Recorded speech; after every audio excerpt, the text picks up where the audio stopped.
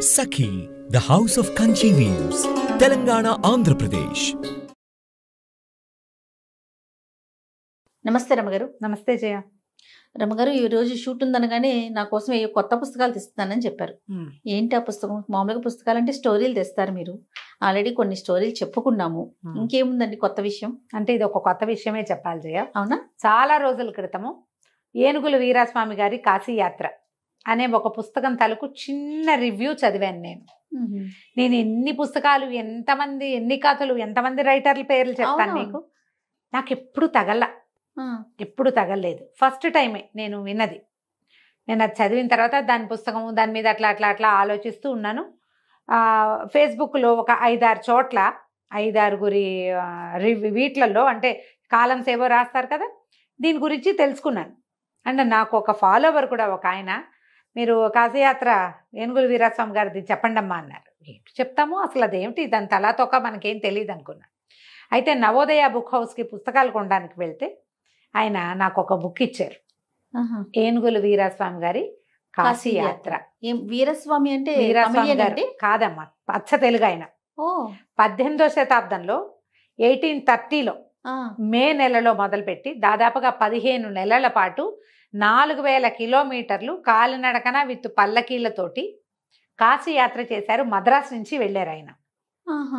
ఈ వీరాస్వామి గారు మద్రాసులో బయలుదేరి కాశీ వెళ్ళి కాశీ నుంచి తిరిగి వచ్చారు. 100 మందిని తీసుకెళ్లారు తనతో పాటు. అబ్బా.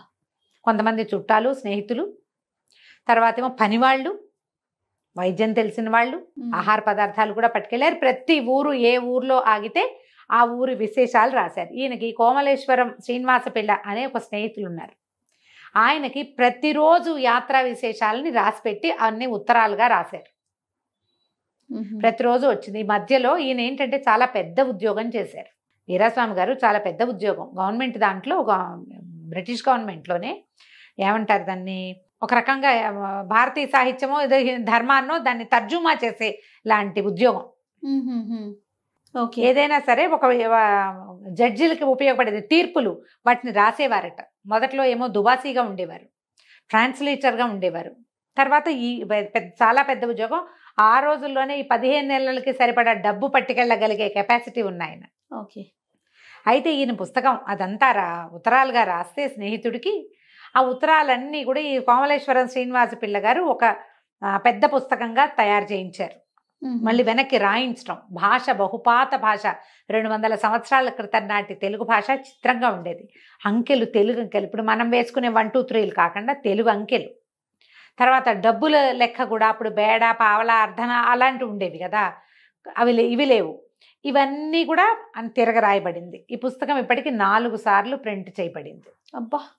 ఆ రోజుల్లో సిపి బ్రౌన్ పేరు వినుంటారు. అవును. సిపి బ్రౌన్ అంటే ఈయనైతే బ్రౌన్య తెలుగు నిఘంటు అని ఒక బ్రిటిషరు తెలుగు నిఘంటు రాశారు. మనం ఇప్పుడు తెలుగు పదాలు దేనికి అర్థం కావాలన్నా సిపి బ్రౌన్నే చూడాలి.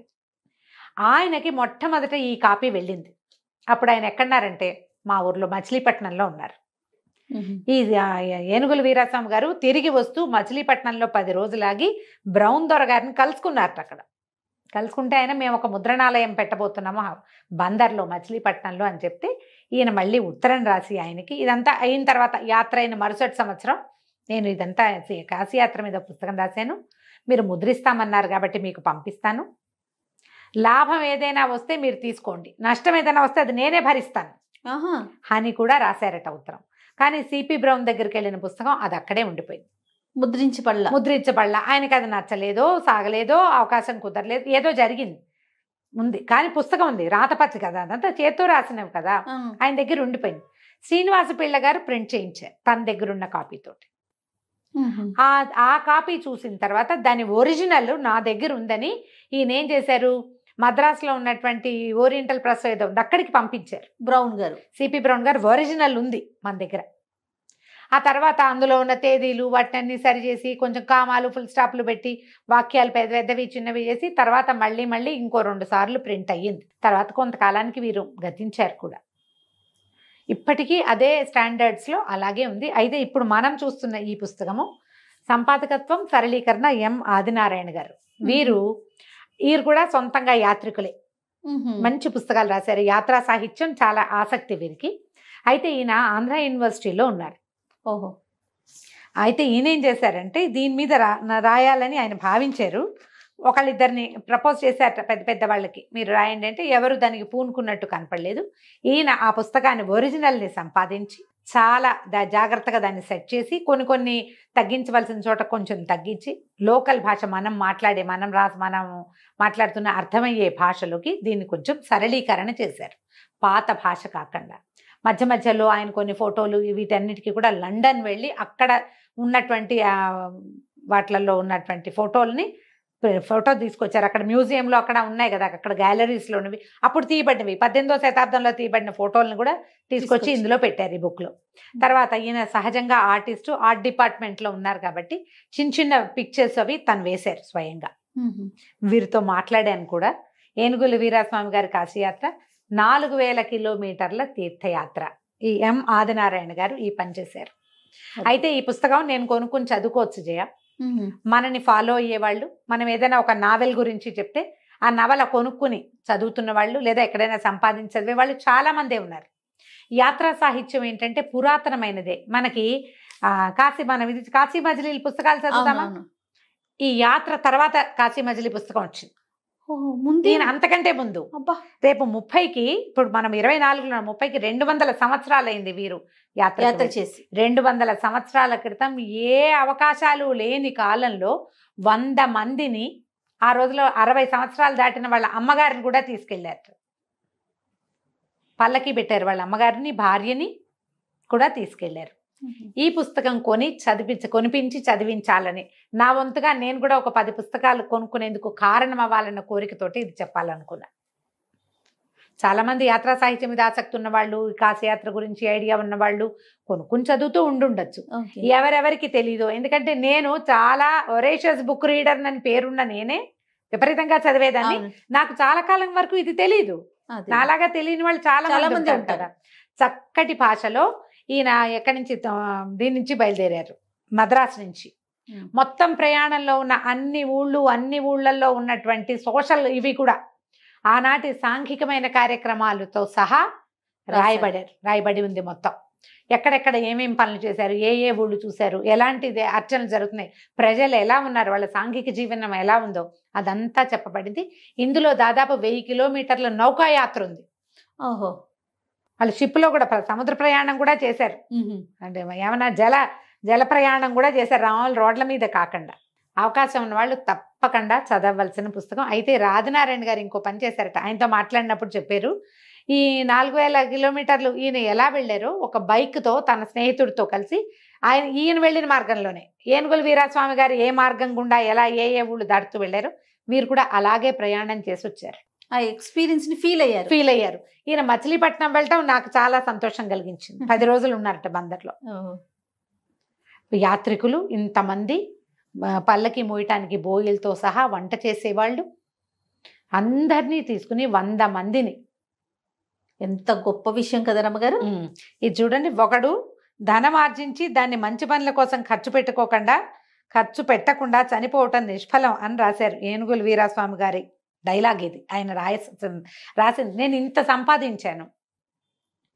సంపాదించి ఆ రోజుల్లో ఇప్పుడు ఐఏఎస్ల కంటే ఎక్కువ సంపాదన అట అది. అంత సంపాదించి నిష్ఫలం ఎందుకు చేసుకోవాలి? కాశీయాత్ర నేను ఎందుకు చేయకూడదు? నాతో పాటు మన ఆశ్రితులందరికీ నేను ఈ సహాయాన్ని ఎందుకు చేయకూడదు? ఈ ఫలాన్ని వాళ్ళందరితోటి ఎందుకు పంచకూడదని పని వాళ్లతో సహా అందరికీ కాశీయాత్ర ఫలితాన్ని పంచారు. బోలెడంత గంగా జలాన్ని తెచ్చారట. అప్పట్లో కాశీ వెళ్తే గంగ తెచ్చుకోవాలనుకునేవాళ్ళు. ఈ కాశీయాత్ర అనగానే మరణం కోసం వెళ్లే వాళ్లే ఉండేవాళ్ళు ఆ కాలంలో. తిరిగి వచ్చి దాని మీద ఒక పుస్తకం రాసి దాన్ని ప్రజలకి యాత్ర ఎలా వెళ్లాలో, మనిషికి ఎంత తెగింపు ఉండొచ్చో చూపించిన వారు ఏనుగుల వీరాస్వామి గారు. ఆయన గురించి చదవండి, తెలుసుకోండి. యాత్రా సాహిత్యం తెలుగు యాత్రికులలో మొట్టమొదటి అద్భుతమైన యాత్రికులు ఈయనొకరు. అది మాత్రం రాయబడి ఉంది. ఎంత చక్కగా ఉందంటే ఊర్ల పేర్లు, అసలు ఆ దారులు ఎక్సలెంట్ గా ఉంది. ఈ ఫోటోలు కూడా మంచి మంచి ఫోటోలు పెట్టారు మధ్యలో. ఇగో ఏనుగుల వీరాస్వామి గారిని ఫోటో చూడండి. కనిపిస్తుంది కదా క్లియర్ గా. వీరి ఫోటో కూడా చాలా బాగా చేశారు. ప్రయత్నం చేయండి, ప్రతి చోట దొరికేస్తుందండి మీకు. ఆన్లైన్లో బ్రహ్మాండంగా దొరుకుతుంది. ట్రై చేసి చూడండి. ఇదిగో సంపాదకత్వం సరళీకరణ ప్రొఫెసర్ ఎం ఆదినారాయణ గారు, ఎంఏ ఎంఎడ్ పిహెచ్డి. సూపర్. వీరు రాసిన పుస్తకం. ఇగో కోమలేశ్వరపురం శ్రీనివాస పిళ్ళ కోసం, వీరు స్నేహితులు, వీరస్వామి గారి స్నేహితుడు ఈయన శ్రీనివాస పిళ్ళ ఆయన ఆయన అక్కడ ఎక్కడెక్కడ యాత్రా విశేషాలన్నీ రాసి పంపించండి అయ్యగారు అని ఈయన అడిగితే ఆయన ప్రతిదీ ఆయన రాస్తే ఆ రాసిన ప్రతి దాన్ని గ్రంథీకరణ చేశారు. ఆయన ఇలాంటి ఎంత మంచి స్నేహితులు, స్నేహితుడు. ఇలాంటి అద్భుతమైన స్నేహితులు ప్రతి వాళ్ళకి ఉండద్దు మరి కదా. అంతే కదా. చాలా బాగా చక్కగా డాక్యుమెంటేషన్ జరిగింది. ఇప్పటికీ ఈ పుస్తకం మళ్ళీ మళ్ళీ ప్రింట్ అవుతూనే ఉంది. ఆదినారాయణ గారు రాసిన ఇంకా కొన్ని పుస్తకాలు కూడా ఉన్నాయి. నేను మంచి మంచి పుస్తకాలు రాశారు, ఇంట్రెస్టింగ్గా ఉంటాయి. అన్ని యాత్రా సాహిత్యమే ఎక్కువగా ఉంది. ప్రతి బుక్ ఇంట్రెస్టింగ్గానే ఉంది. వీళ్ళు వెంబడి ఇంకొకటి 2 పుస్తకాల గురించి కూడా పరిచయం చేద్దాం. తప్పకుండా రమ్మ గారు, మంచి విషయం. నమస్తే అండి. నమస్తే జయ.